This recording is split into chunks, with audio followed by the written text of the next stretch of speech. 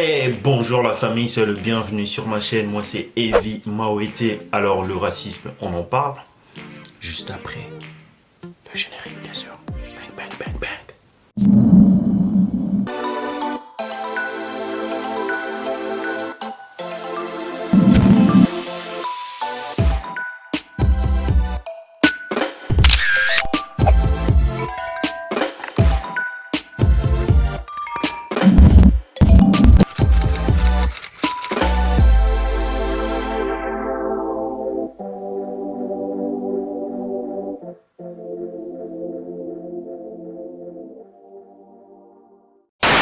Eh oui, je vis dans un pays qui est reconnu dans le monde entier pour son grand froid et pour sa vodka, bien sûr. J'ai eu la famille tout récemment une conversation avec un ami durant laquelle il ne faisait que me parler du racisme en Russie. Parce que pour lui, ce qu'il voyait dans le film ou soit ce qu'il entendait était réellement les vécus de tous les étrangers. C'est-à-dire des insultes qui fisent un peu de partout, peu importe l'endroit qu'on peut être, que ce soit dans le bus, que ce soit en cours de route, que ce soit dans le métro. Jusque-là, je ne faisais que l'écouter, mais parler de ce genre d'histoire qui généralement n'existe pas en Russie. Ah bon? Et oui, la famille, les Occidentaux ainsi que tous ceux-là qui n'ont jamais mis pied en Russie, bien sûr, ont une image beaucoup plus péjorative du pays. La Russie n'est pas un pays qui regorge entièrement de racistes, en tout cas non.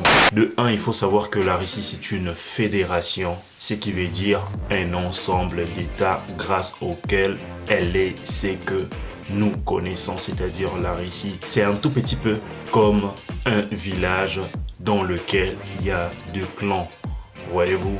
Donc ces États regorgent pas mal de populations qui sont bien différentes. Bien sûr, il y a un racisme sous forme de messe basse. Moi, je dirais plus ce sont des clichés, mais à l'œil nu, dans le bus, dans le métro, partout où un étranger peut être, on ne le sent pas vraiment parce que la population n'est pas comme telle. Revenons à nos clichés. Certes, les étrangers qui n'ont jamais mis pied en Russie ont cette idée. Mais je vous rappelle que la Russie a organisé la Coupe du Monde, bien sûr. Et cela aurait été relayé dans tous les médias du monde si seulement la Russie était raciste. Et oui, comme dans toute règle, il y a toujours eu des exceptions. Ah oui, on peut dire qu'il y a certaines personnes qui se méconduisent face aux étrangers, plus particulièrement aux Noirs, bien sûr. Mais cela est un racisme de basse classe. Je vous entends d'ici vous dire, mais ce type n'a pas pété de plans comme Kanye West? Ah non, la famille. Hormis certaines personnes qui sortent dans pas mal de villages qui, pendant leur vie, n'ont jamais, alors jamais vu de Noirs, qui ignoraient d'ailleurs que le noir existait.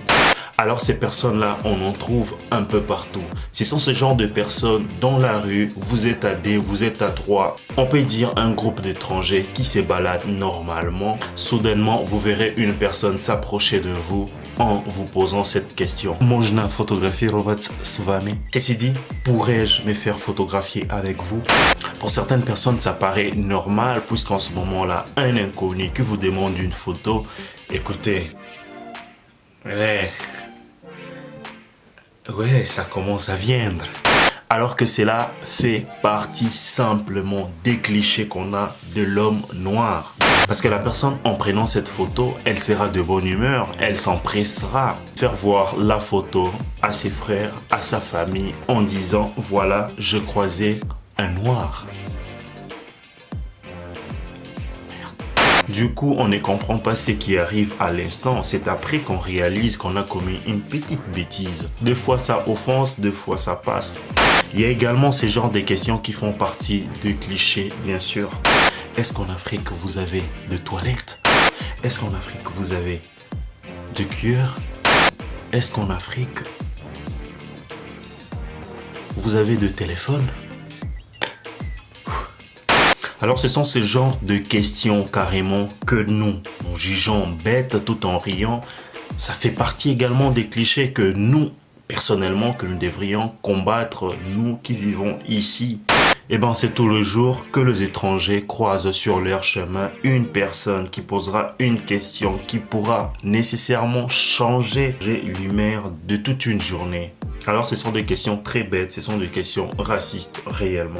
Il y a aussi des clichés sexuels, bien sûr, pour des hommes ainsi que pour des femmes. Certaines personnes ont des idées un peu mal placées aussi, en se posant deux questions qui fâchent, des questions qui font également partie de ces clichés bien sûr, mais des questions qui restent un tout petit peu racistes aussi. Par rapport au sexe, par rapport aux vêtements, par rapport à la boisson, par rapport au mode de vie.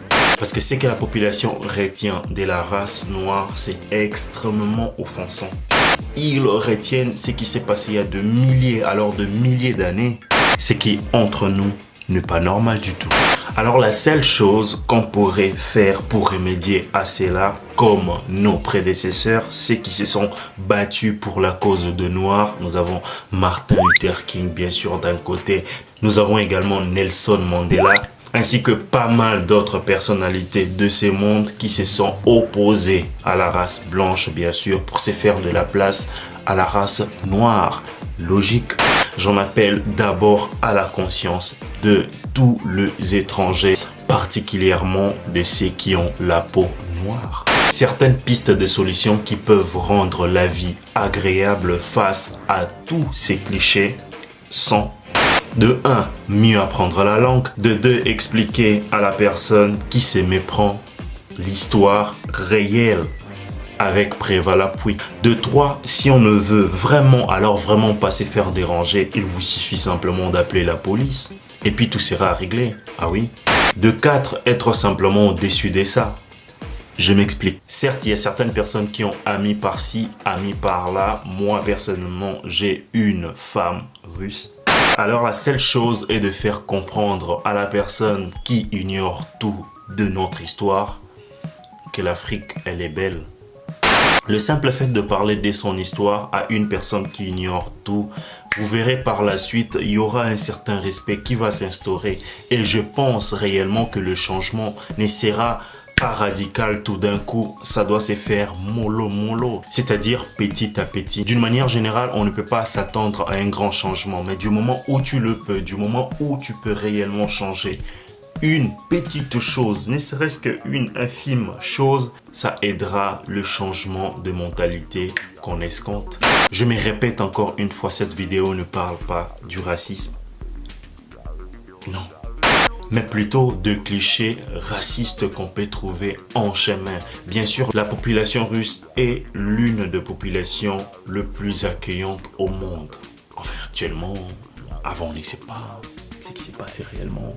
Certes que j'ai lancé un message à tous les Noirs qui vivent en Russie, les étrangers africains plus précisément bien sûr, qui résident en Russie. Cherchez un tout petit peu à balayer devant vos portes. Ceci dit, cherchez un changement, minime soit-il, mais cela contribuera au changement de mentalité des personnes qui vous entourent. Parlez-leur de votre histoire, parlez-leur également de l'Afrique pour que ces clichés disparaissent. Ils ne disparaîtront pas comme par magie, mais ça va mollo. Peu importe soit le domaine dans lequel on se trouve, on se doit un tout petit peu de faire évoluer les mentalités pour que l'harmonie puisse régner également en Russie, bien sûr.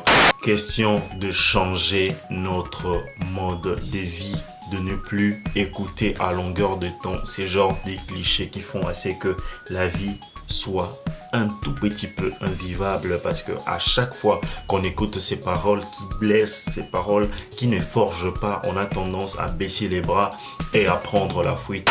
Ceci dit, la famille, faites ce qui est essentiel pour faire évoluer la mentalité, pour rendre la vie des Africains en général très agréable, ainsi que de ceux qui veulent venir vivre en Russie, étudier, travailler. Et voilà, n'ayez pas peur ni honte de là d'où vous venez, parce que votre originalité fera votre force. Voilà la famille, c'est déjà la fin de cette vidéo. Si elle t'a plu, n'hésite pas à lâcher un pouce bleu. Vous qui me découvrez aujourd'hui, abonnez-vous, activez la cloche pour recevoir pas mal de vidéos par la suite. Moi c'est Vimaweti et je vous dis ciao, à la prochaine.